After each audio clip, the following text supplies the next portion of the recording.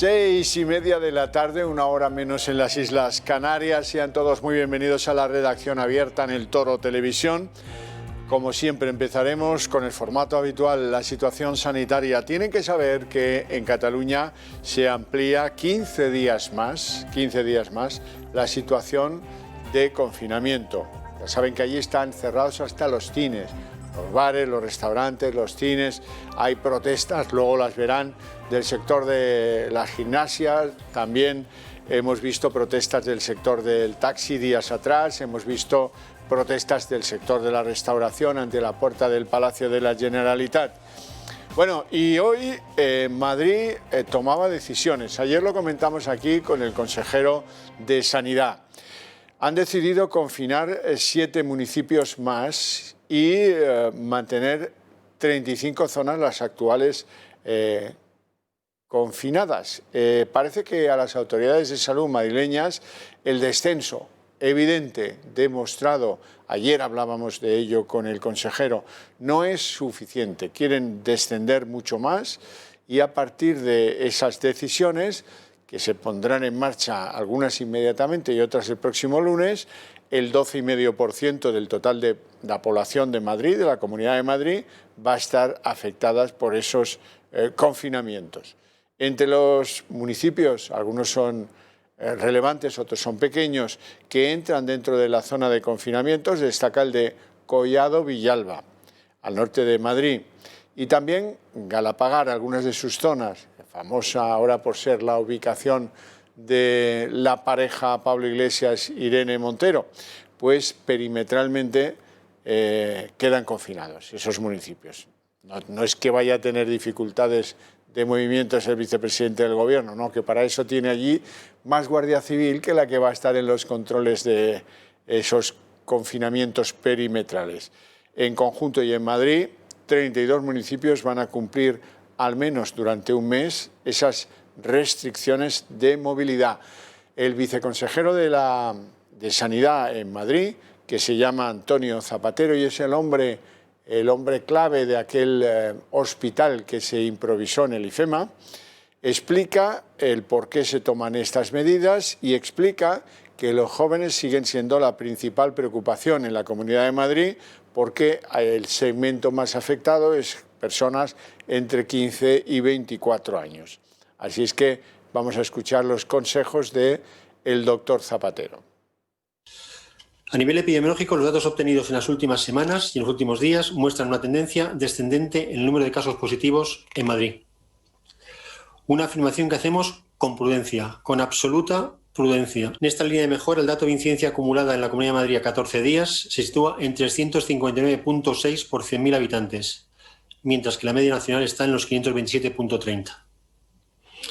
Nos sigue preocupando la incidencia que registra el grupo de edad entre los 15 y los 24 años, que sitúa en los 490,5, muy por encima del dato de la comunidad, 359,6. Nuestro objetivo es mantener esta tendencia y para ello seguimos apostando por las medidas concretas en las zonas básicas de salud y por potenciar la realización de pruebas. Recomendaciones como las que he hecho hoy, fundamentalmente favorecer ventilación natural, siempre vamos a ver cómo va todo y en función de ello decidiremos, pero lo que quiero dejar claro es que no descartamos, estamos valorando que esas medidas que son importantes desde el punto de vista de la salud pública puedan tener carácter obligatorio en las próximas semanas. Bueno, no hay cosa peor que una rectificación mal hecha. Una rectificación mal hecha da pie a interpretaciones. Por ejemplo, se lo contaba yo aquí el otro día cuando veíamos juntos imágenes de la ministra de Defensa, Margarita Robles, en una residencia de ancianos en Vicálvaro, en Madrid. Fue aprovechando que estaban allí sus chicos del ejército haciendo labores de desinfección. Parecía que había visitado un ministro del gobierno una residencia de ancianos, pero no se acercó a un anciano ni a 1 kilómetro. De hecho, fue a las 12 de la noche que los ancianos estaban ya en sus camitas. Y eso sí, pues felicitó al jefe de la unidad militar que hacía las desinfecciones y sí saludó, imagino, a los que estaban en el turno de noche de la residencia geriátrica. Eso no es rectificar. Eso no sirve. Seguimos diciendo que el gobierno no ha puesto un pie en una residencia de ancianos en todo el tiempo y después del sacrificio enorme que han tenido. Hoy, eso fue anteayer, si no recuerdo mal, hoy hemos asistido a otra rectificación a medias que lo lo que tiene que ser útil es para que ustedes entiendan que con esto les hemos tocado la ceja, que saben que lo han hecho mal. Y bueno, así como el que no quiere la cosa en mitad de tal conflicto, de tal situación, ¡pum!, hacen algo de rectificación. De forma sorda, muda, que no se entere apenas nadie. Hoy lo ha hecho, ha tenido esa también, oye, si no vamos a apedrear a los que demuestran tener cierta capacidad de reacción, ¿no? A cada cual lo suyo. Carmen Calvo. Carmen Calvo, la vicepresidenta, ha tenido mucha más dignidad que Pablo Iglesias, que está agazapado tras el cargo de vicepresidente del Gobierno y responsable de la acción social del Gobierno y, por lo tanto, de lo que pasa en las residencias de ancianos. Como le dan a Lepori los ancianos, como tiene yayofobia, como tiene odio a las canas, como no le interesa para nada, los mandaría en no sé qué aparato volador con el Papa a estrellarse en no sé qué colina, una barbaridad esta, llegó a decir, a todos los mayores, claro. Bueno, pues lo ha tenido que hacer Carmen Calvo, supongo que en nombre del Gobierno y de una manera pues como el que está avergonzado y bueno, pues con mucha sordina da a conocer el número de los ancianos que fallecieron, ojo, en la primera oleada de la pandemia. Es decir, hace no menos de 6 meses. Hoy, felizmente, conocemos el número. Bueno, no conocemos los nombres, no, pero conocemos el número, porque en los otros números que publica el Ministerio de Sanidad, el Gobierno, en fin, todos los datos oficiales y públicos, se excluye a los que mueren por COVID en las residencias. No me pregunten por qué, parece que son ya de otro mundo, como si la muerte de algunos estuviera ya descontada. Algo bochornoso, que dice horrores de un país que está despreciando a todos aquellos que son nuestros ancestros, los que lo han dado todo porque la sociedad española fuera en algún día opulenta, donde, en fin, se han batido algunos de ellos desafiando mucha hambre que había en España, y mucho sacrificio, y mucho dolor, y mucho esfuerzo. Y a estos les damos la espalda, no nos importan un carallo, como diría el gallego. En más, 6 meses después sale esta, que no ha hecho ni una declaración.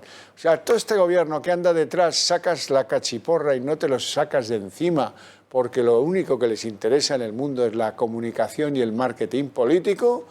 Resulta que ha sacado una notita, ¡pop!, la vicepresidenta Calvo, ahí va. Los muertos durante la pandemia en las residencias, primera oleada, han sido, esta es cifra que salía antes en pantalla, más de 20.000, 20.268.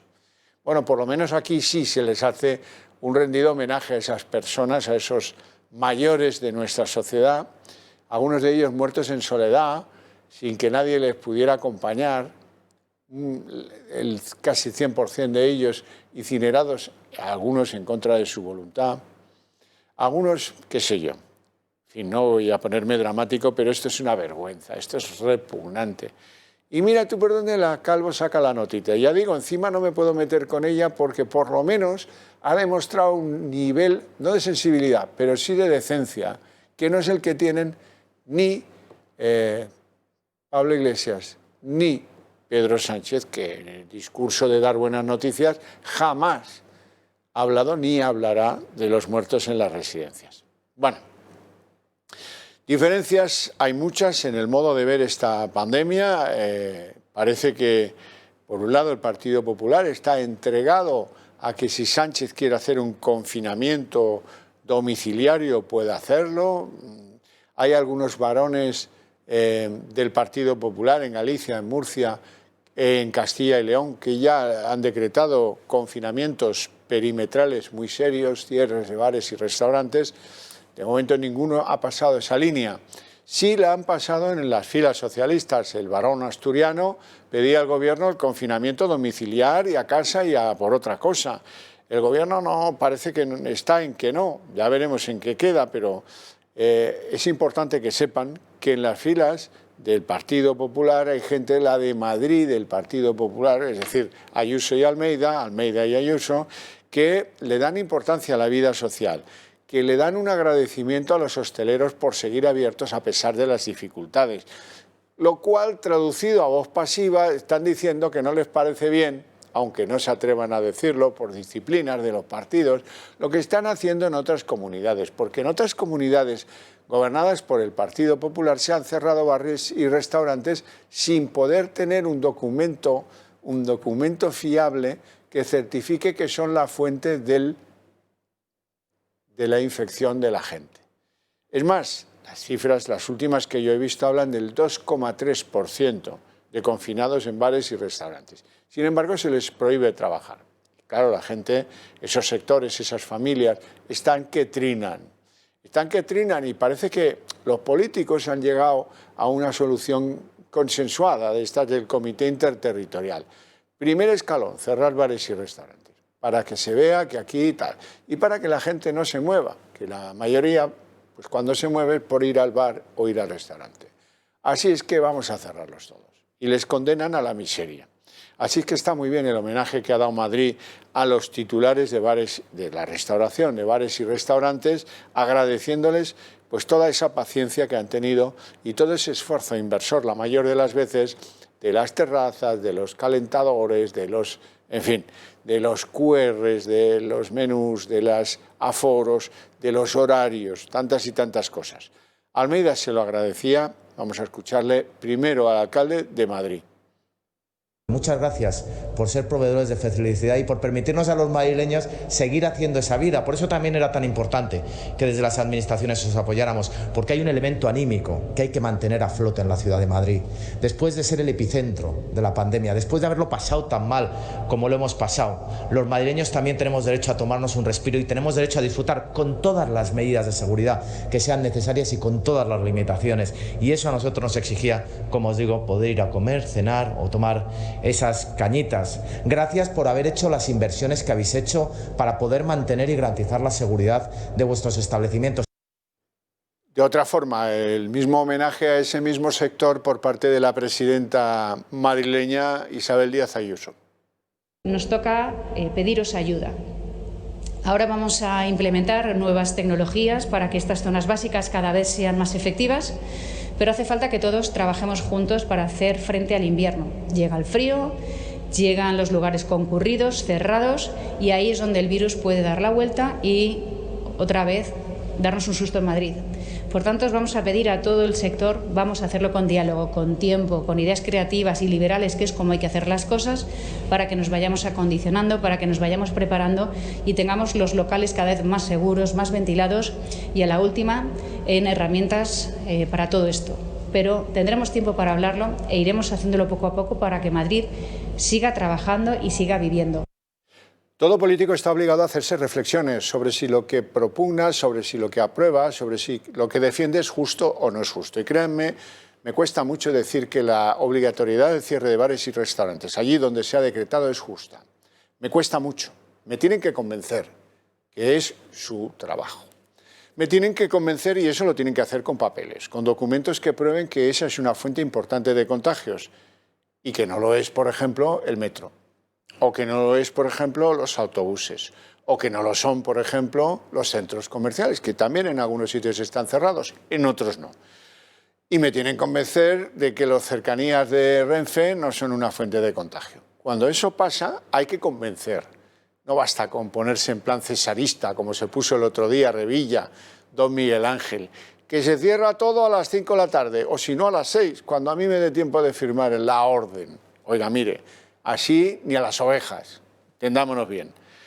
Bueno, hoy el presidente de la patronal madrileña, Miguel Garrido, advertía de que el sector, a pesar de que en Madrid son unos privilegiados, perdón, entre comillas, está viviendo unos momentos completamente dramáticos.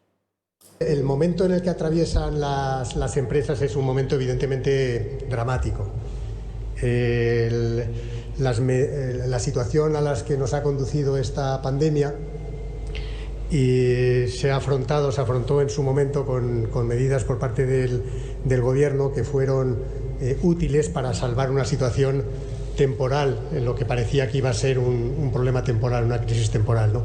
Así los ERTE, los ICOs, las moratorias, pues tuvieron su utilidad, pero evidentemente son absolutamente insuficientes para el daño que la pandemia y que las medidas que se tuvieron que tomar para contener la pandemia supusieron, el daño que hicieron a la viabilidad de muchísimas empresas, ¿no? Bueno, como no tengo datos de sanidad del día de hoy, de las últimas 24 horas, voy a tratar de paliarlo hablando con una de las visiones más preclaras, lo ha demostrado en las redes sociales, analizando las estadísticas de precisamente el COVID. Velarde Daoiz, muy buenas tardes. Muy buenas tardes, Javier. ¿Cómo ya estás? habrán adivinado que Velarde Daoiz, como dicen los franceses, es un homme de guerre, ¿no? Un hombre de guerra. Vamos a ver, ¿cómo van los datos hoy? ¿Tiene usted información? De los datos nacionales no tengo nada. Tengo información de los datos de algunas comunidades autónomas. Particularmente tengo los datos de Madrid, tengo los datos de Cataluña y estaba echando ahora un vistazo a los datos de Andalucía. Los datos de Madrid siguen la línea positiva de las últimas 6-7 semanas, siguen descendiendo tanto el número de casos positivos como el número de ingresos diarios, que para mí es quizá la cifra más importante en cuanto a reflejo de lo que son los contagios reales y teniendo en cuenta que es un indicador atrasado, como la propia presión hospitalaria. Hoy tocamos mínimos de hospitalizados en planta de aproximadamente el 14, el 15 de septiembre y mínimos en UCI de aproximadamente el 25 de septiembre. Es decir, las cosas sin ser triunfalistas van razonablemente bien en Madrid. En Cataluña también se ha estabilizado o incluso parece que empieza a descender el número de contagios y el número de ingresos diarios y se está estabilizando también la presión hospitalaria. No ha empezado todavía a descender de forma clara, pero parece que toca también máximos en valores bastante similares en cifras absolutas a los de Madrid. Si Madrid tocó máximos en torno a 3.000, 3.200 hospitalizados planta y 500 en UCI, Barcelona está en 2.800 y 500 en UCI aproximadamente. Y en Andalucía tenemos información, sé que están en récords en hospitalizaciones. En Andalucía están en récord de hospitalizaciones, aunque en los últimos días da la sensación de que están subiendo más despacio. Están en torno a 2.800 hospitalizados en planta y 420, 430 en las UCIs, pero también da la sensación, aunque Andalucía a veces tiene algunos retrasos en cargar datos de positivos y de hospitalizados, da la sensación de que a final justo del mes de octubre se estaba nivelando también o tocando máximo, tanto en términos de positivos como en términos de ingresos diarios. Ya. Bueno, de todas maneras yo quería hablar con usted de algo que me pareció absolutamente sorprendente, que ha pasado completamente inadvertido en los grandes medios de comunicación, en las televisiones, pero también en los periódicos, y que me parece verdaderamente humillante desde el territorio de lo puramente estadístico. Y es que, como dicen los Beatles, suddenly afloran 1.629 muertos. Eso pasó el miércoles. Corrigen, dicen la serie histórica. Y afloran 25.000 contagios y 1.629 muertos. Esto a usted, no quiero inducir respuestas, ¿a usted qué explicación se le ocurre que pueda justificar esto? Bueno, yo mantener la integridad de datos, de todos los datos de lo que ha estado sucediendo en cientos de hospitales a lo largo de muchos meses, con muchísimas decenas de miles de pacientes hospitalizados y fallecidos, no es tarea sencilla. Pero mi sensación, y es una cosa que critico habitualmente en las redes sociales, es que no se ha prestado a la gestión de datos la importancia que tiene. Y es un poco triste que afloren de repente fallecidos, pero probablemente epidemiológicamente no es lo más importante de todo. Pero si tú pierdes el control de los nuevos casos positivos que van apareciendo, de los hospitalizados que tienes cada día entrando en los hospitales y de la presión hospitalaria, si esos datos no son lo más inmediatos y lo más exactos posible y simplemente se dejan un poco al azar de los días, es muy difícil que tú puedas controlar la pandemia. Yo llamo al panel de, digamos, a la hoja que presenta todos los días el Ministerio lo llamo el panel de descontrol de datos, porque para mí es un auténtico escándalo. Ayer anunciaban que habían muerto 368 personas. Es falso. Ayer han muerto aproximadamente 180 personas, que es en el nivel en el que estamos ahora. Están muriendo, pues eso, entre 160 y 190 personas diariamente. Pero como no cargan los datos diariamente, bueno, pues te encuentras comunicados como que han muerto 368 personas. Mañana dirán que han muerto 57 y será también mentira. Y para mí lo preocupante es eso, es la sensación de que la hoja de cálculo que presentan como panel de gestión de la epidemia es casi un chiste. Es difícil que puedas verificar los datos de esa hoja de cálculo y que cuadren entre sí mismos, que sean coherentes consigo mismos. Para mí es de las cosas más vergonzosas de la gestión de esta epidemia. ¿No será, perdón por lo malicioso que uno pueda ser, no será que alguien quiere destruir cualquier capacidad de análisis de esa serie histórica, boicoteándola con anuncios aparatosos de vez en cuando? Recuerdo la última vez que se corrigió la serie histórica fue en junio y ahora en septiembre de nuevo un trastorno monumental, 25.000 nuevos casos de infectación no reconocida, 1.600 fallecidos no reconocidos. Al final nadie va a poder repasar esto con calma el día que esto termine y deducir responsabilidades. No lo sé. Yo tiendo a pensar en esto en el principio de la navaja de Occam. Yo no creo que sea sembrar confusión para que nadie pueda ver nada. Yo creo simplemente que no le prestan la atención que se merece y que nadie está realmente comprobando la integridad, la fiabilidad y la inmediatez de los datos, porque creo que no le prestan la importancia que tiene, que para mí es capital en la gestión de la epidemia. Puede haber algún tipo de manipulación interesada, pues hombre, a lo mejor ocasionalmente puede haber alguna, pero no creo que sea, si me preguntas a mí lo que yo creo, yo no creo que sea el componente fundamental del descontrol que hay en esa hoja. Bueno, pues por lo menos me alivia, yo era un poco más mal pensado. Le agradezco mucho sus comentarios, siga usted alumbrándonos con sus reflexiones en torno a las estadísticas, porque estamos en un desconcierto monumental que nos hace reflexionar, y mucho, no crea que poco, sobre si nos gobiernan los mejores y si desde luego España no sufre algún castigo bíblico con estos gestores de la pandemia, con lo que dudo que encontremos la salida de este laberinto. Infinitas gracias y buen fin de semana, en lo que toca. Gracias a usted, Javier. Eso, cuídese mucho. Muchísimas gracias. Igualmente, hasta luego.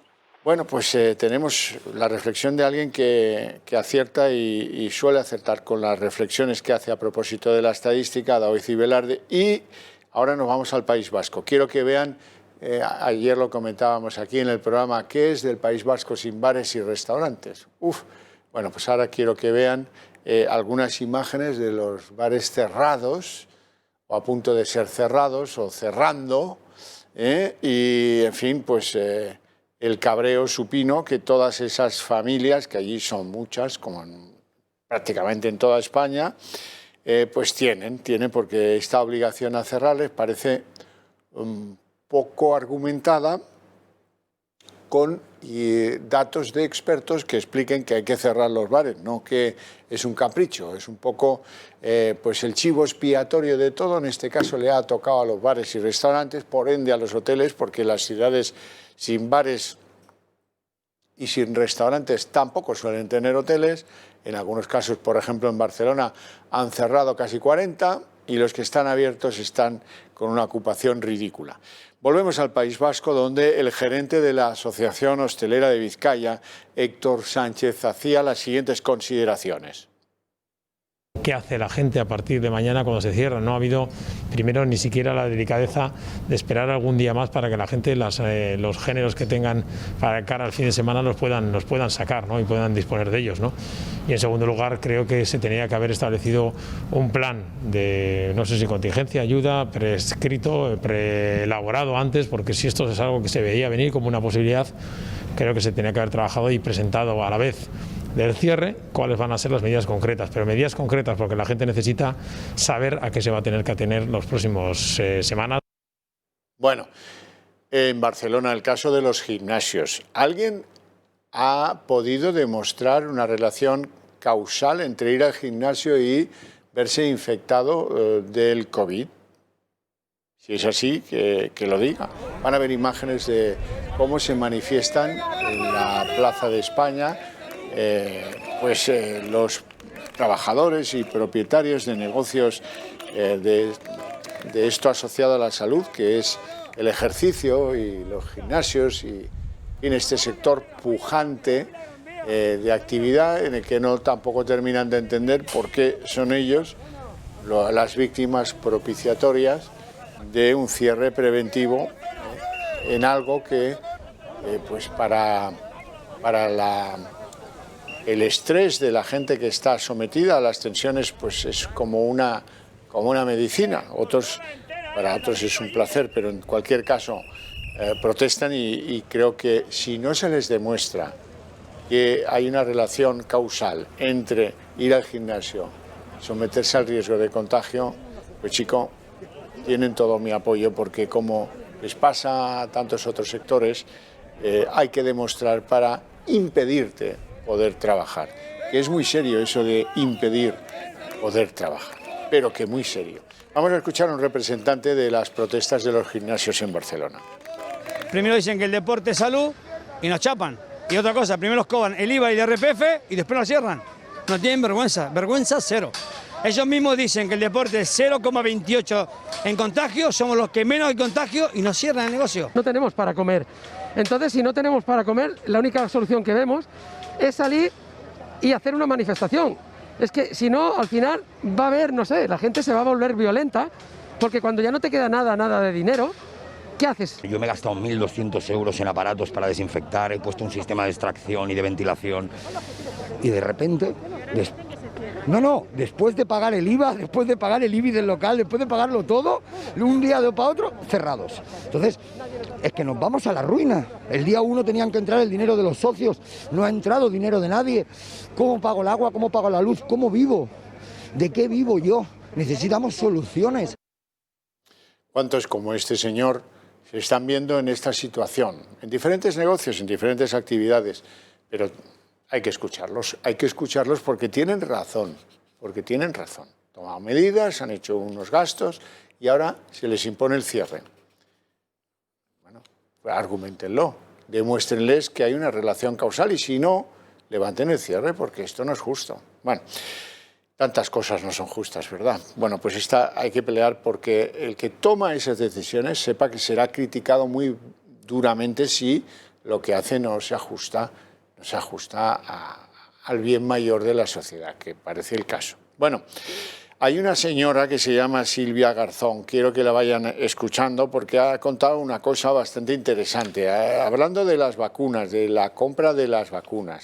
Esta señora ha dicho que va a haber vacunas para todos, porque según su explicación, el número de vacunas compradas va a superar el número existente de españoles en España, con lo cual no nos vamos a quedar sin vacunas. Hasta ahora lo que sabíamos, ya lo recordarán, es que a través de Europa se habían comprado 5 millones que iban a llegar, nunca nadie te concreta, pero bueno, sí, quedaba en el aire la pregunta, aquí la hemos formulado alguna vez, cuando lleguen los 5 millones, ¿cuál será el criterio de reparto? Bueno, pues no, van a llegar vacunas para todos, según esta señora, a la que vamos a escuchar a continuación. Que nos preparamos para una compra que en principio superaría el número de españoles y españolas, pero que se hace por varios motivos. Primero, porque las vacunas todavía están en desarrollo clínico. En segundo lugar, porque muy probablemente varias de estas vacunas necesitarán boosters, refuerzos, etcétera, sobre todo en determinados colectivos. Esto es importante tenerlo en cuenta, los plazos vendrán determinados por este desarrollo clínico. Bueno, y las colas del hambre. Van a haber imágenes escalofriantes y muy meritorias que dicen mucho de la Fundación Madrina. La Fundación Madrina se ha puesto en marcha, como tantas veces lo ha hecho en este país nuestro. Y en fin, ahí están, en lo suyo. repartiendo alimentos y pañales en un sitio pues muy castigado, la Cañada Real, un sitio pues donde se efectúan no pocas transacciones relacionadas con la droga, donde vive gente, en algunos casos, en un mundo marginal, en otros casos gente que no puede vivir en otros lugares y se tiene que acomodar a esa realidad. La Fundación Madrina, como saben, de esas penurias, están ayudando con esas bolsas, con pañales y con alimentos, a que la vida de estas personas, insisto y subrayo 2 veces, vivan donde vivan, sea un poquito más fácil. Vamos a escuchar cómo está yendo este reparto de alimentos y pañales. Aquí en Cañada Real he revivido lo que era cuando yo era pequeña. Una niña me ha pedido una muñeca y me ha hecho sentir lo mismo que yo sentía viviendo en un barriado así. No teníamos para comer, no teníamos zapatillas y realmente no teníamos para comprar una muñeca. Y esa bebé, Zulema, me ha pedido una muñeca y se la entregaremos. Y lo que nos queda, amiga, y lo que nos queda, ya lo verán. Ojalá me equivoque, ¿eh? Estaré encantado. Yo sí que rectificaré a bombo y platillo si mañana nos toca una especie de lotería a la sociedad española y podemos pagar todo lo que debemos y podemos volver a recuperar con cierta facilidad el punto en el que nos encontrábamos antes de la pandemia. Y los empleos de todos esos que están en ERTE y de todos esos que han tenido que ir al paro. Vamos a hacer una pausita de publicidad y continuamos enseguida.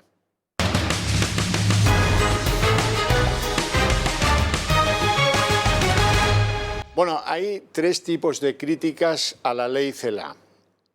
Una, podríamos llamar previa, de que esto está mermando la enseñanza del español en algunas comunidades autónomas. Lo comparten las 3 diferentes críticas.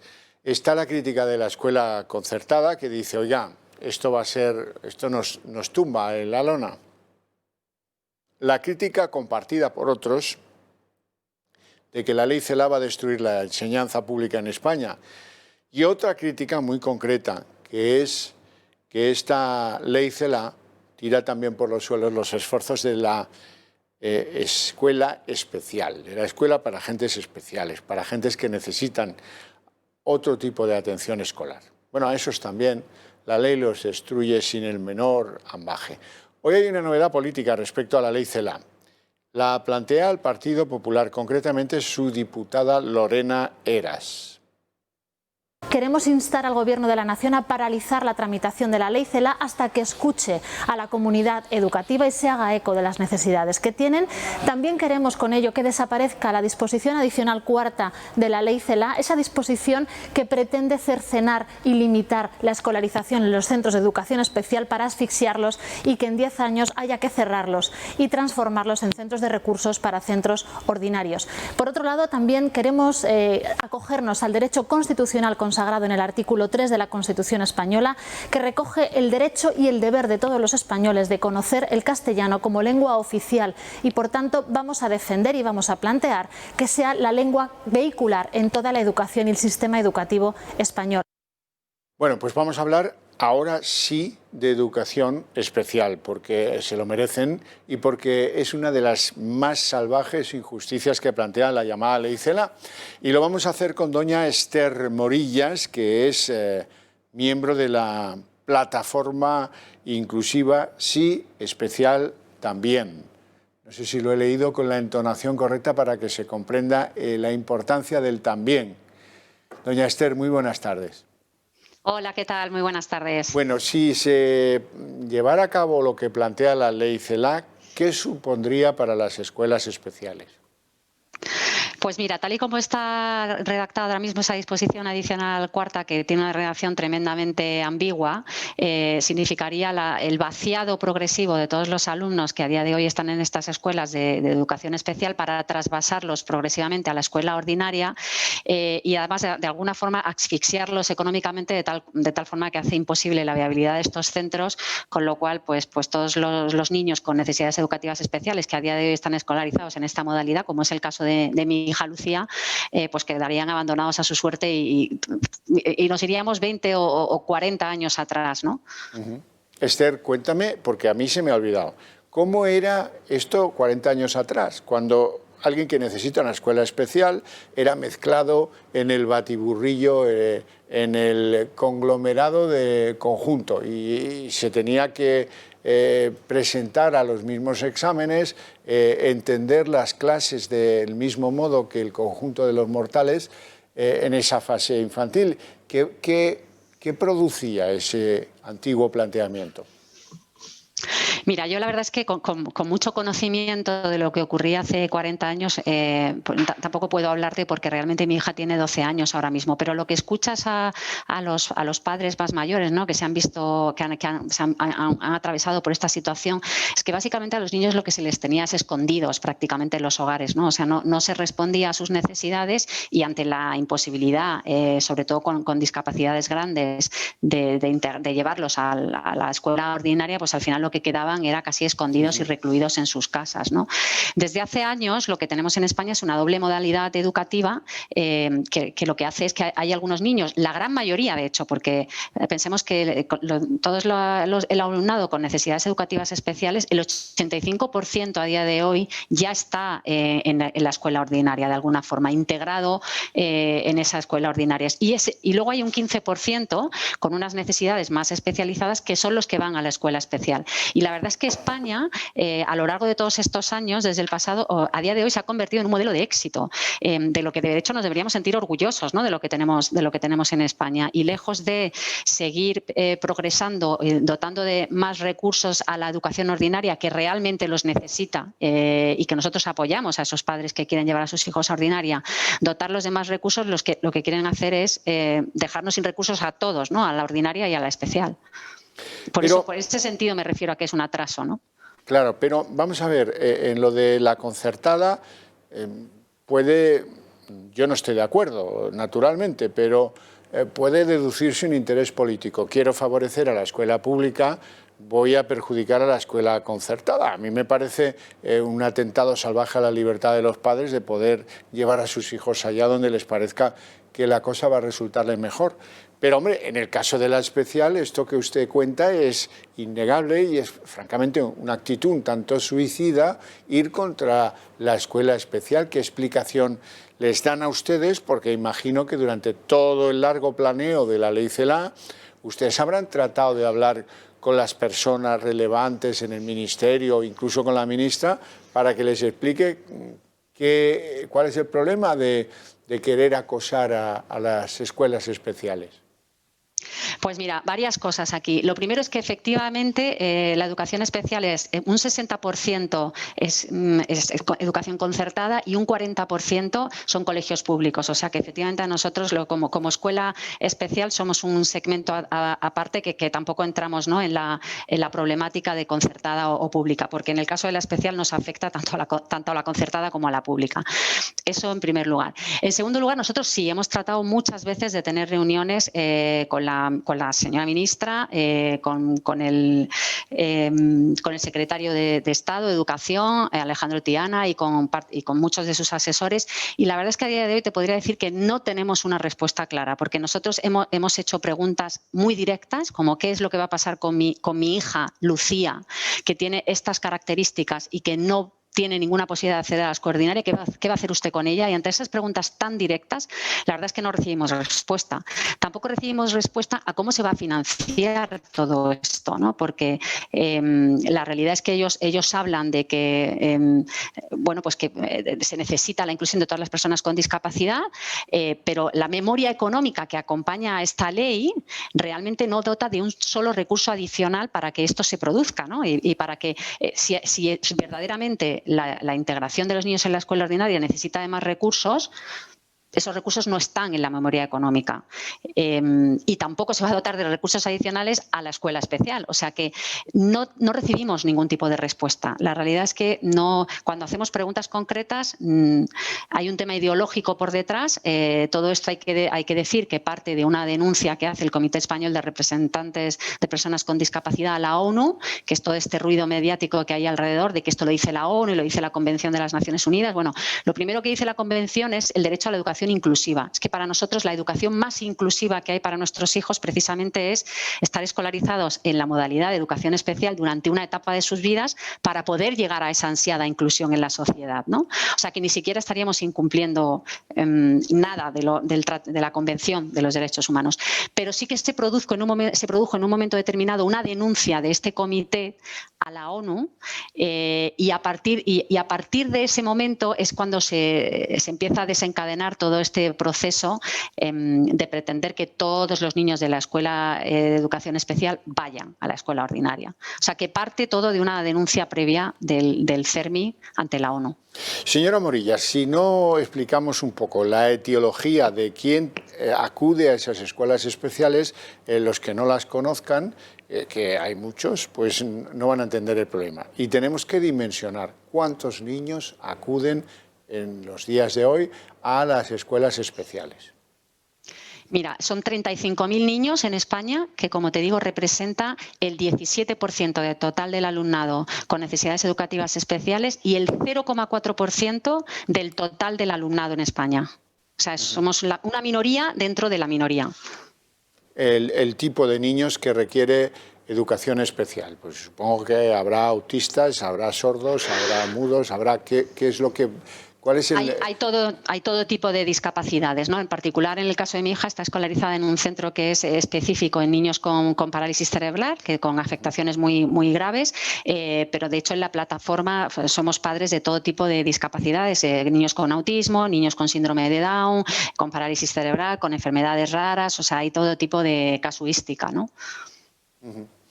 Bueno, pues le deseamos mucha suerte. Da mucha pena que alguien no entienda. Tú puedes tener conceptos políticos que quieras desarrollar, pero lo innegable es que si los padres, si las familias lo que quieren es ese centro especial, que además es relativamente un pequeño problema dentro del enorme problema de la cantidad de alumnos que maneja la señora Celaá y sus planes, pues hombre, meterse también con la escuela especial es un poco desagradable, ¿no? Bueno, mira, para mí la palabra idónea en nuestro caso sería frustrante. La verdad es que es muy frustrante porque nosotros estamos aquí para pelear por la inclusión en la sociedad de nuestros hijos, obviamente. Nadie desea más que nosotros esa inclusión y la verdad es que encontrarnos con este tipo de dificultades en nuestra vida, que ya de por sí tiene sus dificultades, la palabra para mí es muy frustrante. Esas personas que realmente nos deberían ayudar, pues están poniéndonos más barreras, ¿no? Y más piedras en el zapato. O sea que sí, es muy frustrante. Pero bueno, estamos dispuestos a... Es verdad que los padres de hijos con discapacidad tenemos una especie de superpoderes, como digo yo siempre, y estamos dispuestos a luchar hasta el último suspiro. Así que daremos la batalla hasta lo que haga falta. Doña Esther Morilla, la veo con superpoderes. Cuando haya terminado de usarlos para defender la escuela especial, tiene que quedar un día conmigo que tenemos que usar sus superpoderes para un montón de cosas que están yendo, pero vamos, horrorosamente en España. Muchísimas gracias. Para ti y para tu hija, que tengáis un feliz fin de semana y ánimo que la pelea lo vale. Igualmente, muchas gracias a vosotros por darnos voz. Muchas gracias. Ha sido un placer. Bueno, les tengo yo que contar algo, porque si no, ¿para qué estamos aquí? Algo importante, los datos de sanidad del día de hoy.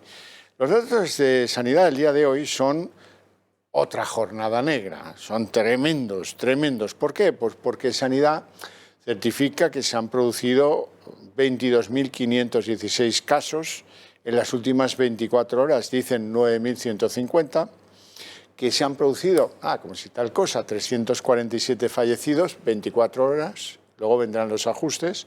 ¿Eso qué significa? Pues un avión y de los grandes, un Airbus y de los grandes, con una catástrofe aérea, día sí, día también. Bueno, ahí es donde estamos. A lo mejor es que pues, el camino lo hemos cerrado y las historias de los confinamientos no son solo lo esencial. Yo que, en fin, que le he dedicado alguna que otra hora, yo diría que algún que otro trimestre a la lectura de cosas respecto de cómo se arregla el tema de la pandemia, ¿qué tal si hacemos test al 100% de la población? Ah, bueno, es que eso sería caro, sí, y eso también,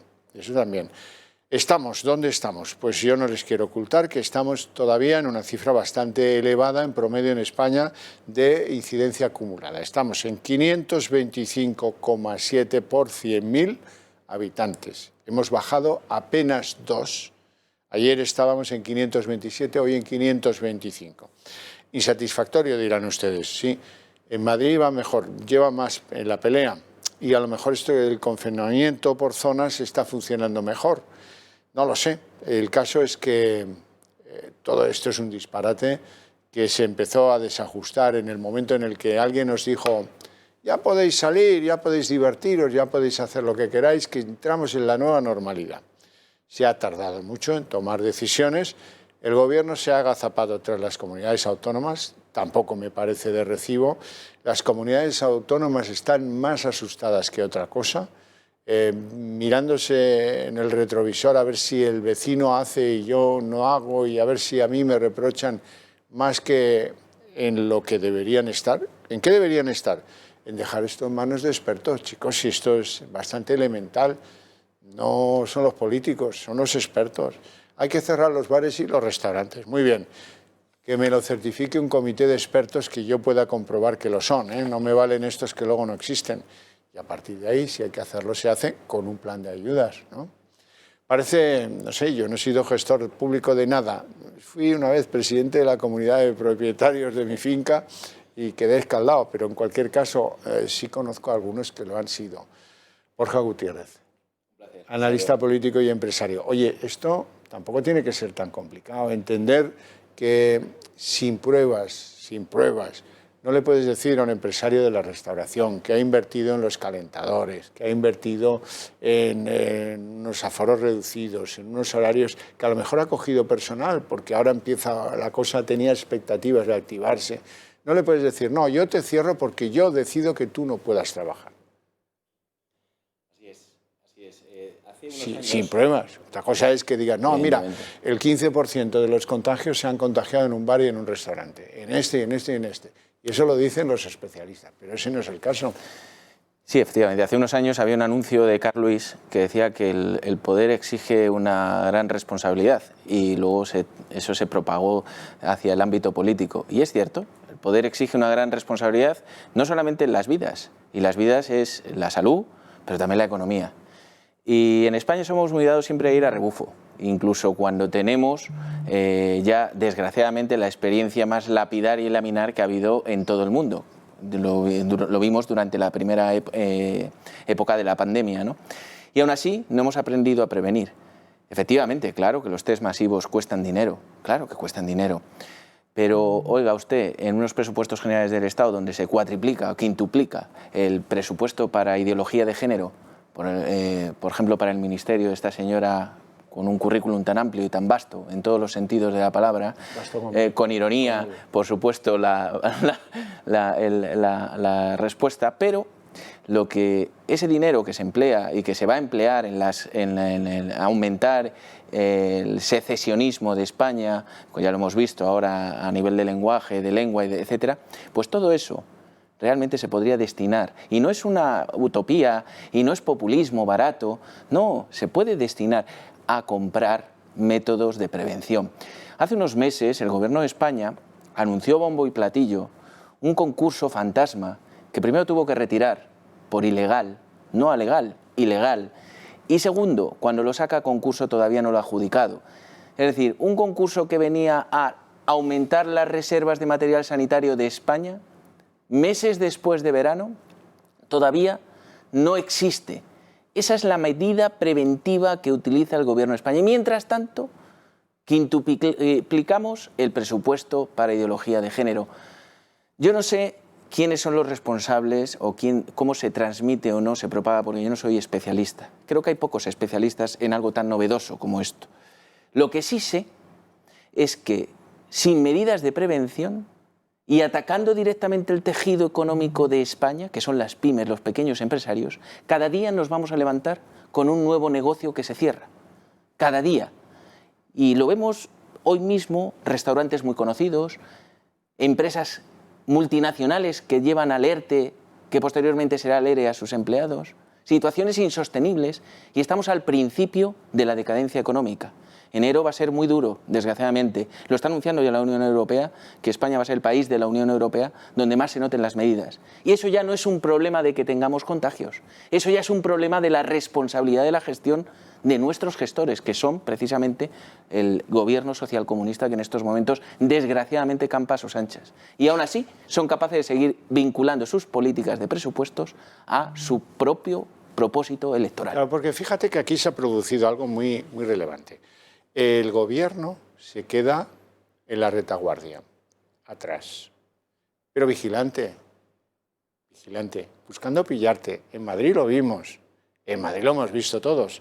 Por cierto, luego hablaremos del PP porque no acabo de entender una de las jugadas que hoy publicaba La Razón.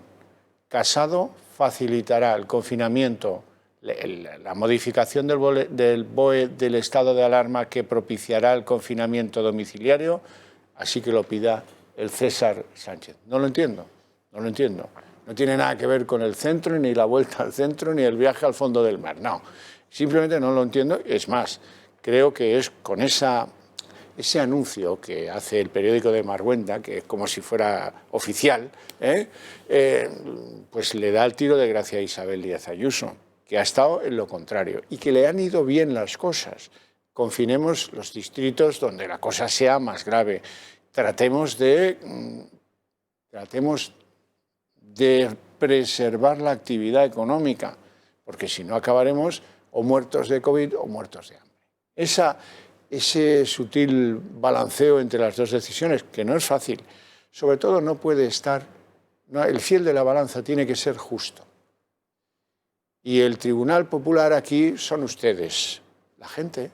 La gente tiene que saber que si se cierran las tiendas, los comercios, es porque es evidente que hay una infectación de la gente en las tiendas. Y si se dejan abiertas, porque no es así. Y eso tiene que ser muy serio. Estamos hablando del futuro de cientos de miles de familias. Aparte, la tercera pata de esas dos variables que has expuesto fantásticamente, Isabel Díaz Ayuso, la tercera pata es que está llevando a cabo test masivos. Sí se están llevando test masivos, que además funcionan. No son test para el SIDA como compró en su momento el señor Illa. Al principio decía, no funcionan estos test. Hombre, es que para otro tipo de actuación. Pero hay una variable que efectivamente es muy difícil de tomar en consideración si no estás metido en el día a día, más allá de lo rancio de la política y de su sectarismo, como le pasa a este gobierno. La mayoría de los centros comerciales de España no pertenecen a españoles. Son los fondos de inversión de fuera los que son dueños de esos centros comerciales. Centros comerciales que sí ocupan a empresarios españoles con sus pequeñas tiendas, sus grandes tiendas, que pagan un alquiler normalmente bastante elevado. Pues esos fondos de inversión, como España no les va en ese aspecto, porque se deben a sus contribuyentes, que normalmente son canadienses, fondos de pensiones y demás, no están rebajando en la mayoría de los casos los alquileres. Por tanto, si confinamos y no entra gente a los comercios y encima mantenemos los mismos ratios sin ayuda a los empresarios y a los autónomos, como están haciendo en Alemania y en otros países, que sí miran por el porvenir económico y que la palabra empresario no supone un mantra negativo y peyorativo como para toda esta tropa de socialcomunistas, pues evidentemente nos vamos a encontrar un panorama catastrófico en unas pocas semanas. Sí, pero fíjate que la cosa se agrava en la medida en que el presidente de Asturias es el que le pide al gobierno, oiga, quiero confinar a mi población y acabar con el problema que tenemos allí de COVID. Claro, el gobierno, aún gracias que le ha dicho, no, espérese al día 9. No sé por qué el día 9 se ha convertido en el día mantra. Todos hablan del día 9. Día 9, sí sé que se van a caer de las estadísticas los datos del pasado fin de semana, que eran horrorosos. A lo mejor es por eso. picardía, de pillo, tal, no lo sé. El caso es que el de Asturias lo pide y los del Partido Popular han sido los primeros en salir con la misma disciplina. Lo anuncia incluso el de Andalucía. Cuando llegue el caso, el primer eslabón de esto va a ser cerrar bares y restaurantes. Murcia, bares y restaurantes. Castilla y León, bares y restaurantes. Bueno, vale. ¿No será, te pregunto, que lo que se quiere es limitar la movilidad de los individuos, que se queden en sus casas y no salgan más que para lo imprescindible, y para eso cierro bares y restaurantes, con lo cual le hago pagar a un segmento pequeño de la población, que son los propietarios de los bares y los restaurantes y sus familias, el coste de una cosa mayor que no me puedo permitir, pero que es lo que me gustaría, el confinamiento domiciliario? A ver, sí. Sí, y tiene más interpretaciones que a los hechos nos remitimos. La primera, yo creo que lo de Asturias ha sido un señuelo. Esto ha sido un señuelo que, tú mismo lo has dicho, digamos, que ha sacrificado una comunidad autónoma socialista para que fuera la primera en pedirlo, de tal forma que el resto han entrado en la trampa, han caído en la trampa, porque si lo pide una socialista, ¿por qué no lo vamos a pedir nosotros? Eso quiere decir que están en la línea. Pero esto del confinamiento total no solo implica lo que has dicho, es que implica el silencio administrativo y social ante todas las barbaridades que nos están intentando colar por la puerta de atrás. Léase, por ejemplo, el tema de la lengua española, vehicular, léase, por ejemplo, la nueva y ya dramática restricción a las libertades individuales con las leyes estas coercitivas de las redes sociales y del derecho a la información. Bueno, pues todo eso va a propiciar que ante un Estado mudo, una sociedad cautiva, no haya protestas. Y las pocas que haya sean tan arriesgadas que pasen por ese tribunal sectario. De la verdad. Sí, el orwelliano, tribunal sectario, que veremos qué castigos aplican a todos aquellos que ellos consideren que se saltan las normas establecidas. Estamos entrando en un totalitarismo absolutamente silencioso que juega con una gran ventaja, con algo que ellos mismos nunca hubieran esperado tener en tan poco tiempo, y es el silencio de la población. Juegan con el silencio de la población porque estamos cohibidos, cautivos, y encima propicia eso las nuevas leyes que están armando desde el gobierno. Mucho miedo.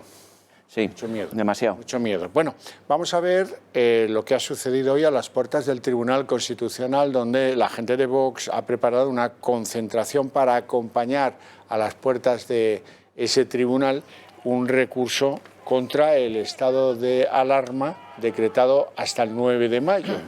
Los dirigentes de Vox, Macarena Olona y Santiago Abascal a la cabeza, lo que han hecho es presentar ese escrito y llevarlo con, digamos, todos los honores. ¿Será útil el recurso? Pues no lo sé, yo tiendo a desconfiar del Tribunal Constitucional todo lo posible y un kilómetro más.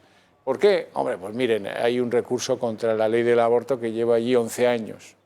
Está claro que los señores magistrados no quieren mojarse, ni en un sentido ni en otro.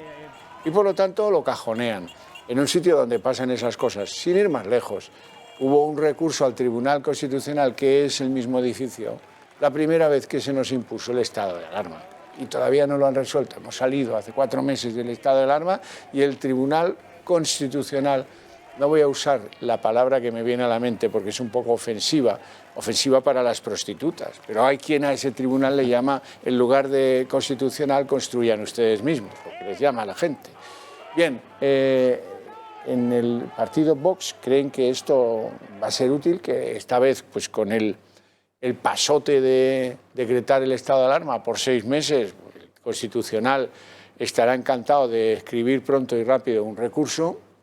También han pedido el amparo y ahora escuchamos a Santiago Abascal, que lo cuenta.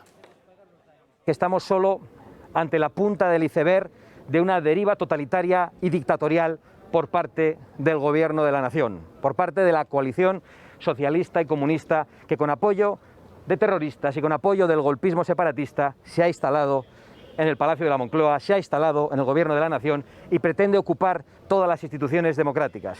Hemos padecido durante estos meses, y tememos que esto se acentúe, aprovechando precisamente la aplicación de este estado de alarma perpetuo, de un asalto al Poder Judicial, de un asalto a la Fiscalía que se ha convertido en una Fiscalía de partido. Estamos, sin ninguna duda, ante una deriva totalitaria y por eso acudimos a este tribunal para pedir amparo para todos los españoles, pero también acudimos aquí para decir a todos los españoles que Vox está dispuesto a defenderles en los tribunales y en las calles, convocándoles cuando sea necesario de los atropellos a las libertades, a la democracia, al Estado de Derecho y a la Constitución que este Gobierno está protagonizando. Bueno, yo tengo un amigo que trabaja en el Tribunal Constitucional y hoy le he llamado y le he dicho, me parece que alguien nos está tocando la carita, que han ido allí con el recurso y no, no lo vais a poder meter en el cajón. Y dice, ¿tú cuánta gente te crees que queda aquí ahora? Sí.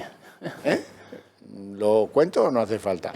Hoy es un día en el que a eso de las 12 se han empezado a haber controles en algunas carreteras, por la tarde más, porque oficial y fácticamente, en Madrid existe una restricción de movimientos perimetral que no nos permite a los madrileños abandonar la ciudad, abandonar el territorio de la comunidad. Bueno, y claro, hay mucha gente que esto lo ha previsto con tiempo y a las 8 estaba tomando las de Villadiego. Un día les contaré por qué se suele decir eso, de tomar las de Villadiego. En fin, que yo quería pues, tocarle también un poco la carita a mi amigo y mi amigo me ha dicho, pero vamos a ver, brother, que aquí a estas horas ya no queda nadie. Bueno, en las administraciones públicas el teletrabajo, la verdad es que no sé si estará rindiendo más o menos, pero es la excusa perfecta en muchos sitios. No sé si es para subirles el sueldo un 0,9%. Sí. A los policías no digo que no, guardias civiles y a los sanitarios, pero al resto me parece que hacemos una no muy buena inversión subiéndoles el sueldo, quiero decir. Está muy paralizada la administración, demasiado para lo que nos viene encima. Bueno, tenemos que hablar usted y yo de presupuestos. Hoy hay importantes novedades en el asunto presupuestario, que es lo único que le importa a Sánchez. Aprobar los presupuestos. Por eso, de ahí lo del 9 de noviembre, antes les he dicho, no decidirán un confinamiento hasta después del 9 de noviembre. ¿Y la clave cuál es? La clave es que hasta el 9 de noviembre él espera tener en el bolsillo aprobaditos los presupuestos.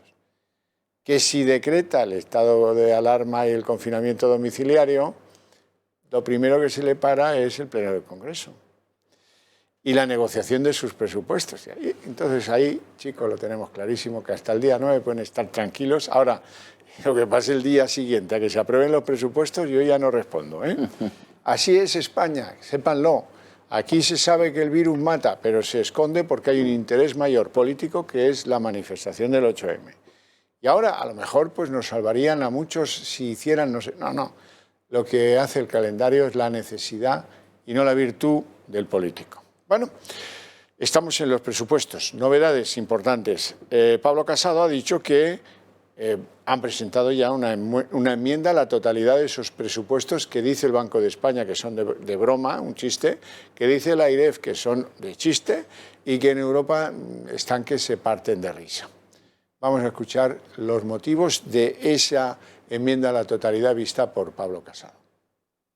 El Partido Popular ha presentado una enmienda a la totalidad de los presupuestos generales del Estado, porque pensamos que son unos presupuestos que ponen un palo en la rueda de la recuperación económica, subiendo más de 8.000 millones de euros los impuestos a las clases medias, sin ir más lejos, incluyendo impuestos al diésel o a los plásticos o a las transacciones digitales o al IVA o al impuesto de sociedades o al IRPF.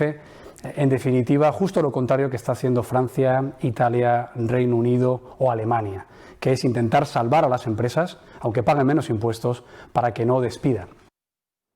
Bueno, lo primero, dar la bienvenida a la invitada que se sienta a mi derecha, Aloa Gran, de Acción Liberal. Muy buenas tardes. Buenas tardes. Bueno, y ahora ya para que puedas incorporarte de manera efectiva al debate, Borja, te pregunto, ¿qué te ha parecido la enmienda a la totalidad prevista? Necesaria, sí. Del jefe de filas del PP. Bueno, necesaria, aunque como Pedro Sánchez y sus amiguis ya lo tienen todo pactado y todas las enmiendas a la totalidad, pues las van a tirar por tierra. Además, hoy me he visto sorprendido con la imagen de Inés Arrimadas sacando pecho una vez más por haber conseguido estos presupuestos. Pues son unos presupuestos que es lo que terminaban ya de arruinar definitivamente a España. Todos sabemos, lo hemos dicho antes, que para el socialcomunismo de España, escuchar la palabra empresario es como mentar la bicha y por tanto tienen que castigar en el lomo de aquellos que precisamente generan... Se ponen como la niña de Carrie, ¿no? Sí. Bueno. Hoy han caído algunos velos, han caído algunos velos. Uno, el Esquerra Republicana. La Esquerra Republicana ha tenido que decir públicamente, oiga, no vamos a presentar ninguna enmienda. Esta vez no. Hace 2 años fue que sí, esta vez es que no. ¿A cambio de qué? No, de nada. Es muy evidente, muy obvio, desde ayer lo sabemos, que hay un acuerdo por el cual el idioma español deja de ser el idioma vehicular allí donde no quieren que lo sea. Por ejemplo, en Cataluña. Y esto es lo que gana Esquerra Republicana y este es el motivo central. A estos les da igual, si no se sienten para nada españoles. Ellos vienen aquí con toda la practicidad del mundo a hacer que avancen sus postulados. Que esto cuesta no presentar enmienda de totalidad. Para ellos eso no es ningún coste, eso es un regalo, es si acaso una limosna.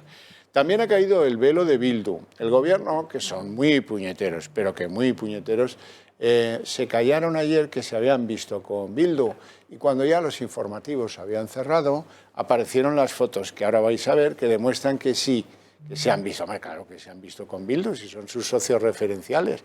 En fin, vais a ver ahí la foto que lo atestigua. Y si no es suficiente con la fotografía, hoy podemos escuchar juntos a alguien de Bildu que curiosamente coincidía con Esquerra Republicana. Tampoco tiene ganas Bildu de presentar una enmienda a la totalidad. Mira, han recobrado un sentido de Estado y de oportunidad que apoya a Peter de una manera insólita hasta ahora. Escuchemos a la portavoz de Bildu. Euskal Herria Bildu mantiene una interlocución fluida y constante con el Gobierno español y con los diferentes partidos políticos con representación en el Congreso y en el Senado. Y durante las últimas semanas venimos manteniendo distintos encuentros con el Gobierno respecto a los presupuestos. La reunión de ayer tuvo como objeto dar continuidad a ese diálogo, al diálogo abierto sobre los presupuestos y su contenido social y económico. Hemos de manifestar que nos hemos encontrado con una actitud receptiva por parte del equipo negociador. Por esta razón, queremos anunciar que Euskal Herria Bildu no presentará una enmienda a la totalidad al proyecto presupuestario del Gobierno de Pedro Sánchez y para poder continuar así con el diálogo abierto, con la negociación abierta y confiando en que esta actitud receptiva se vea plasmada en acuerdos que beneficien a todas y a todos. Excusatio non petita, accusatio manifesta. Pues este es uno de los casos claves. Y les puedo contar otro que ayer estaba mudo, porque tampoco le conviene estas bienllevanzas con Bildu. Aitor Esteban, el hombre del PNV, hoy ha recuperado el habla. Pues parece que habría que intentar facilitar en la medida posible, pero claro, el Gobierno también se tiene que poner a ello y llegar a un acuerdo pues con nosotros y con otros grupos políticos. Pues lo más lógico sería intentar que se puedan sacar adelante los presupuestos, porque además si no, a lo que nos lleva es unas nuevas elecciones que no generarían otro gobierno, probablemente con unas mayorías en el Parlamento pues que no cambiarían mucho de lo que hay ahora, pero nos encontraríamos un nuevo gobierno a finales del año que viene. Nosotros esa buena voluntad la mostramos no presentando la enmienda que le comento por las razones expresadas, la enmienda a la totalidad, pero el gobierno... Que os hemos visto el plumero, estáis calados, os hemos pillado y esto es vomitivo y repugnante y además no nos da la gana comentarlo. Así, lo siento, pero no. Estamos para temas mayores y esto ya lo veíamos venir. Con lo cual... hay que llorar por la leche derramada. El Tribunal Supremo. Tercera investigación sobre las actividades del rey emérito. Hay una Fiscalía del Supremo que se niega a atender 21 demandas de ciudadanos, asociaciones, colectivos, sindicatos y partidos por la gestión del gobierno en el coronavirus, pero en cambio tiene una fruición por ir contra el rey emérito tremenda. Yo no digo que esté bien o que esté mal, simplemente contrapongo una realidad investigadora con otra manifiesta desinterés por no investigar y por proteger al gobierno. Ahí lo dejo, navajas, no quiero que luego me empures. La cuestión es, parece que el servicio de blanqueo de lo que se llama el SEPBLAC ha descubierto nuevas irregularidades. Y hayan puesto al amanuense que tienen ahí para acabar con la corona, porque en el fondo ese es el objetivo, ese es el objetivo. Lo que hiciera con las tarjetas Black el rey emérito hace no sé cuánto el tiempo, pues emociona más bien poco. En todo caso, vamos a ver un trabajo para que no se diga que no conocen hasta el último detalle.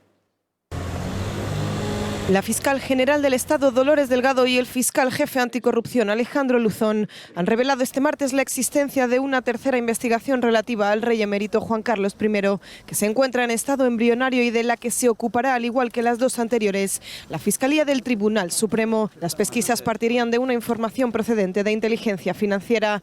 Durante un encuentro informal con la prensa, Delgado y Luzón no han revelado ningún aspecto relativo al contenido de esta nueva investigación al rey, que se une a la ya abierta por posibles comisiones procedentes del AVE a la Meca y la más reciente sobre posibles pagos con una tarjeta opaca del que se podrían haber beneficiado Juan Carlos I y otros miembros de su familia sin ser titulares de la cuenta asociada a este medio de pago. Dolores Delgado ya dictó este martes un decreto ordenando a la Fiscalía Anticorrupción que remita con efectos inmediatos unas diligencias de investigación iniciadas en 2019 para que sea la Fiscalía del Tribunal Supremo la que continúe las actuaciones hasta su conclusión y efectos.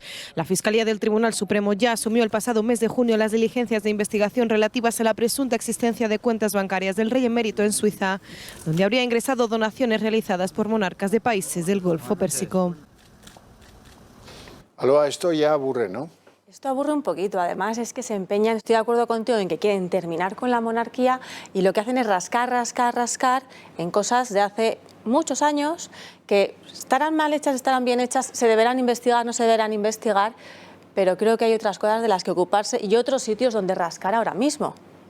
Quiero decir, si rascas en cualquier sitio va a salir algo.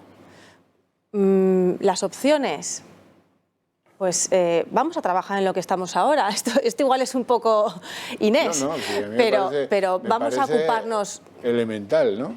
Vamos a ocuparnos de lo que nos ocupa ahora y el rey emérito ya no está. Si quieres te compro hasta la mitad del argumento.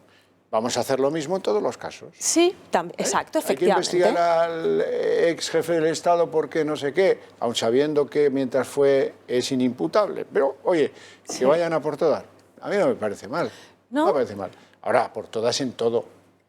Claro. No en lo que nos interesa, porque políticamente estamos... Y cuando nos interesa. Y todo lo que tiene que ver con la gestión del gobierno de la pandemia se cae porque yo lo digo. Claro. Entonces, todo esto da a pensar... Y ese es un problema que vamos a tener en el futuro. ¿Qué es la Fiscalía? Dice, ¿quién decide quién está en la Fiscalía?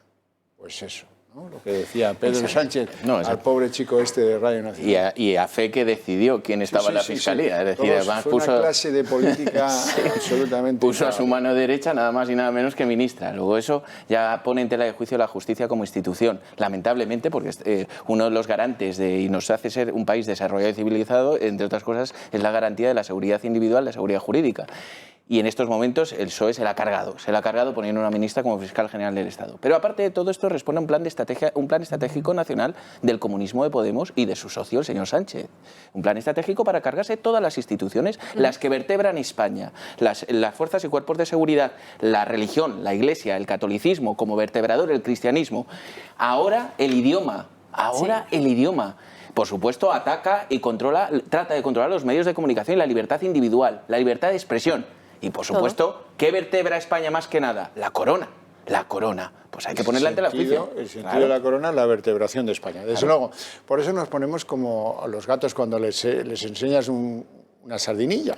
¿No? Muy contentos cada vez que la justicia hace algo que a algunos nos gusta. Por ejemplo, la Fiscalía del Supremo, el mismo, Luis Navajas, ha decidido que sea la Audiencia Nacional la que debe seguir investigando a Pablo Iglesias a propósito del llamado caso Dina. Y nos enfadamos porque esto depende de la justicia cuando toma decisiones que obedecen al mismo principio protector. Exacto. Hoy hemos visto una. Han decidido el archivo de la querella que se presentó contra José Manuel Franco, el delegado del Gobierno de Madrid, por haber permitido, sin mayor problema, la manifestación feminista del 8M. Sabiendo que el señor, el mismo, Franco el socialista, obligaba a sus funcionarios en la delegación del gobierno, a los que recibieron el impreso que pedía la autorización para la manifestación en cuestión, a llevar mascarilla, a llevar guantes y a tomar todo tipo de medidas. Ahora, lo que pasara afuera no importa porque obedece a un interés mayor. Aló. Eso es. Pues este es el caso contrario al de antes. Antes queremos rascar, ahora no queremos rascar. Entonces, como no queremos rascar, archivamos, pasamos por alto, intentamos eludir y nos apoyamos en que no se nos puede tocar, no se nos ha imputado, todo esto. Entonces, ¿qué decir? Es que son un poco sinvergüenzas, por decirlo amablemente.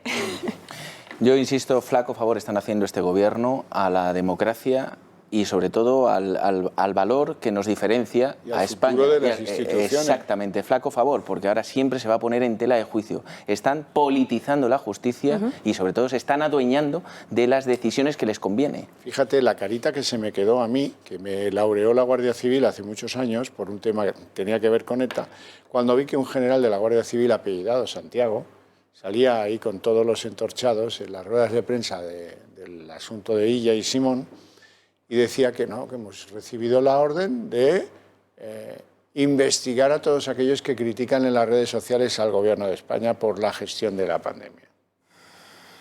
Que eso forma parte de la historia de este país. ¿Cómo? Bueno, pero se olvida, ¿eh?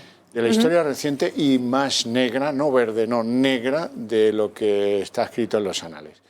Tengo que hablarles del Club de Amigos de Intereconomía. Lo voy a hacer ahora si me ponéis, por favor, el teléfono de contacto. Vuelven las actividades del Club de Amigos de Intereconomía, en esta ocasión a través de videoconferencias, porque ahora, más que nunca, queremos estar cerca de vosotros y el ahora obliga a hacerlo de esa manera, por videoconferencias. Así es que tomad la agenda y apuntad. El miércoles 11 de noviembre, 6 de la tarde, Edgar Martín, director de orquesta, nos hablará de la zarzuela más romántica. Todo acompañado de audiciones, claro está. Así es que, de alguna manera, te vamos a llevar al teatro. El jueves 12 de noviembre a las 5:30 de la tarde, Miguel Ángel Cicuéndez, habitual de este programa los lunes, dará una conferencia gratuita sobre introducción a la economía y a los mercados, a la bolsa. Si te apetece aprender, solamente tienes que reservar el día 12 con Miguel Ángel Cicuéndez. Y por último, el próximo martes 17 de noviembre a las 5 de la tarde pasearemos virtualmente de la mano del Club de Amigos por las calles de Madrid medieval, de la mano de Mar Calero y Beatriz Calero, licenciadas en Historia e Historia del Arte. Una muy bonita manera de conocer Madrid sin agobios, sin esfuerzos. Hoy podían hacerlo casi solos si van a pie, porque no hay nadie en el centro de Madrid, pero el Club de Amigos se lo va a llevar a su salón, a casa. Ya me dirán si no es una oferta imbatible. Desde casita, igual hasta llueve el día tal, da igual. Van a ver el Madrid medieval de la mano del Club de Amigos. Hacemos una pequeña pausa de publicidad.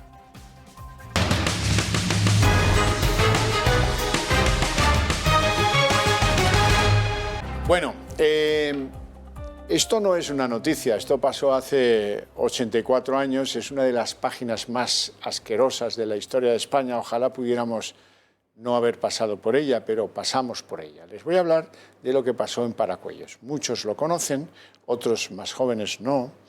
En cualquier caso, tienen que conocer que durante la Segunda República hubo un procedimiento ordenado, pautado, deliberado, del cual no vamos a entrar ahora en más detalles. Hubo unos responsables que organizaron un sistema de lo que se llamaron las sacas. Las sacas eran, iban a buscarte a tu casa y te sacaban sobre la base de unas listas vengativas, furiosas, crueles, en las que lo mismo daba igual si eras un burgués, un empresario, un industrial, una persona de misa, un católico, un cura, una monja, una familia con relación con la derecha política o a lo mejor por ser poeta. De todos esos ejemplos que he dado, así de víctimas en Paracuello, donde hay más de 2.000 personas enterradas allí que perdieron la vida en los que podríamos llamar los barrancos del Jarama, algunos en Paracuellos, se ven desde el aeropuerto y el cementerio es muy impresionante, muy innegable. De esto en ningún medio de izquierda van a oír nada, ¿eh? Claro. El proceso fue largo. Empezó tal día como mañana, 7 de noviembre. Estaba perfectamente mecanizado, sabían dónde tenían que ir. Sacaban en muchos casos y muchas familias a todos los varones, aunque fueran chiquillos o abuelos, todos los varones, y luego los fusilaban. No solo en Paracuellos, sino que también en otro barranco alejado del pueblo para que, en fin, todos sabían lo que estaba pasando, pero para disimularlo un poco, en Torrejón de Ardoz también hubo muchas de estas víctimas. Esto, digo yo, que habrá que ponerlo también sobre la mesa de trabajo de los medios de comunicación, aunque haga tantísimo tiempo, 84 años. Pero como tenemos una ley de memoria democrática, pues digo yo que también, ¿no? ¿O es que aquí va a haber dos varas de medir la barbarie, ¿no? No, eso ¿verdad? es.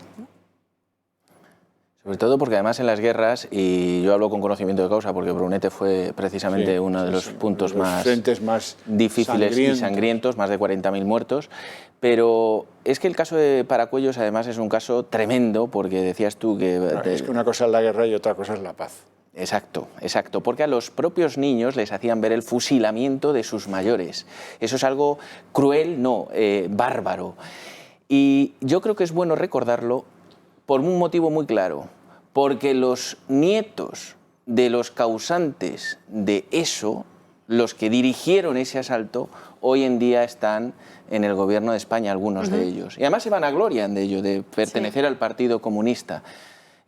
Bueno, pues evidentemente hay que recordarlo y quizás ellos propiciaría mucho ese perdón general institucionalizado que lo pidieran y que pidieran perdón por todos los actos que se han cometido de barbaries en ambos lados de la guerra, pero este también lo es. Y además, insisto, los otros gobernantes no existen ya ni como partidos ni como estructuras, pero es que los nietos de estos señores que dirigieron, sacan pecho por sus antepasados, no por los crímenes que hicieron, solo faltaría, pero sí por la dirección del partido que les ampara ahora mismo. Y yo creo que es conveniente recordarlo, ¿no? Porque esta demagogia que impera, actualmente te felicito, Xavier, por haber sacado hoy este...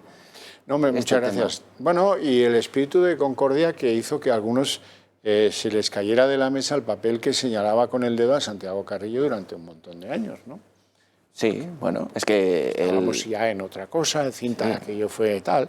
Él nunca aceptó pues que tenía responsabilidades como responsable del orden público en la Junta que gobernaba Madrid en aquellos difíciles momentos, pero bueno, también me parece lógico que dijera que no era el responsable. Es que las culpas no son solo de acción, pueden ser también de inacción y mirada de perfil y de omisión de deber.